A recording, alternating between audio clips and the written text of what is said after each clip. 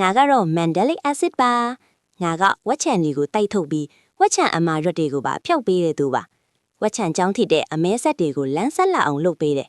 အသားရည်ထိခိုက်လွယ်တဲ့သူတွေအတွက်ငါကအကောင်းဆုံးပဲ Hi ငါကတော့ vitamin C ပါငါကမင်းအသားရည်ကိုတောက်ပလာအောင်လုပ်ပေးတယ်အမဲဆက်တွေမိန်စေတယ် collagen ထုတ်လုပ်မှုကိုအားပေးတယ်နီလောင်တန်းရတွေပါပျောက်သွားမယ်နေ့စဉ်ငါနဲ့တွေ့ရင်မင်းမျက်နှာကလင်းလက်လာမယ်နော်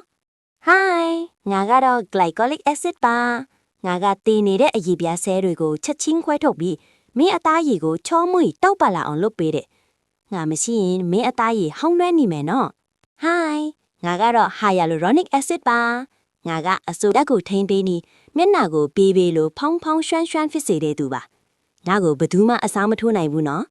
မင်းအသားရည်ကိုအတွင်းမိုင်းကနေအဆိုဓာတ်ပြည့်ဝစေပြီးတင်းတင်းပျော်ပြောင်းလန်းဆန်းလာအောင်လုပ်ပေးတယ်ငါမရှိရင်မင်းအသားရည်ခွက်ခွက်ခဲခဲဖြစ်သွားမယ် Hi ငါကတော့ salicylic acid ပါငါကအပေါက်ထဲကိုနက်နက်ရှိုင်းရှိုင်းဝင်ပြီးပိတ်နေတဲ့စီတွေအနက်ရောင်အဆက်တွေကိုအရေးပြောစေတယ်မင်းဝက်ချံပြဿနာရှိရင်ငါကိုခေါ်ပါငါရှင်းပေးမယ်